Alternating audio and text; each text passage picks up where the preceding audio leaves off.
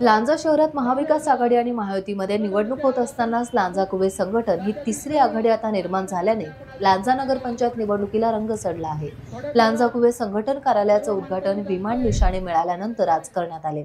या निवडणुकीत नगराध्यक्ष पदाच्या अपक्ष उमेदवार प्रियंका संजय यादव या आहेत, तर 13 अपक्ष उमेदवार या संघटनेचे आहेत।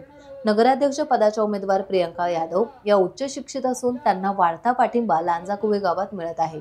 त्यामुळे लांजात तिरंगी लढत होणार असं म्हटलं जात आहे।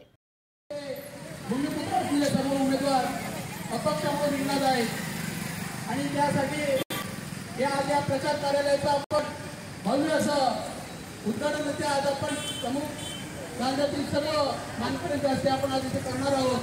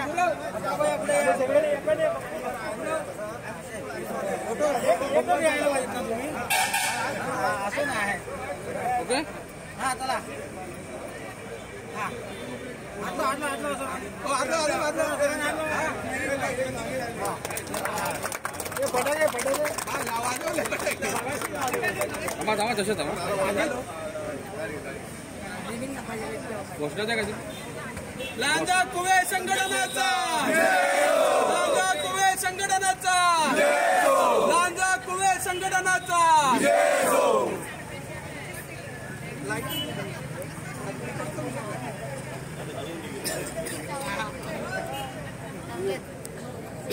मी विनंती करतो सर्व मानकरींना, आमचा फोटो नाही लावला काय नेमकं कसं बघता येईल प्रचारासाठी आता काही दिवस शिल्लक राहिले।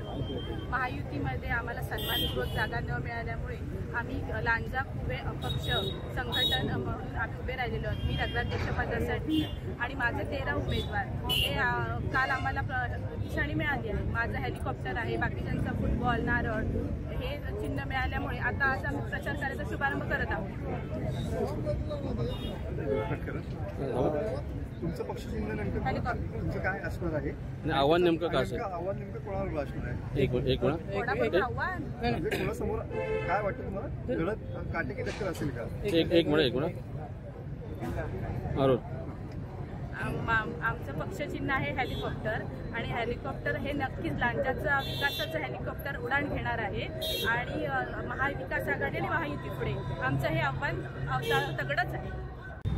आता वेगवेगळे आजार वगैरे येतात, त्यासाठी बंदिस्त गटार व्यवस्था करण्याचा माझा मानस आहे। डीपी प्लॅन बद्दल काय तुमचं याच? डीपी प्लॅन मध्ये जो आरक्षित आहे no development zone, green zone, यामध्ये मला सुधारित आराखडा तयार करून जनतेचं मत घेऊनच हा मला आराखडा तयार करायचा माझा प्रयत्न आहे। तसेच डम्पिंग ग्राउंड बद्दल जे उपोषणाला बसलेले होते लोक, त्यांच्याबद्दल काय? गेले कित्येक दिवस ते लोक उपोषणाला बसले आहेत, पण प्रशासन त्यांच्यावर लक्ष देत नाही आहे।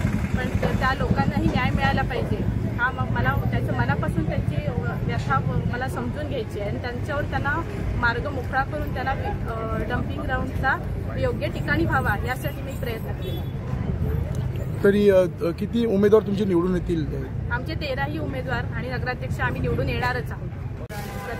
घरोघरी नियमित पाणी पुरवठा करणे, तसेच भटक्या गुरांसाठी भटक्या कुत्र्यांसाठी योग्य व्यवस्थापन करणे, परत जनतेच्या प्रत्येक प्रभागात जाऊन जनतेचं मत घेऊनच आम्ही विकास करणार।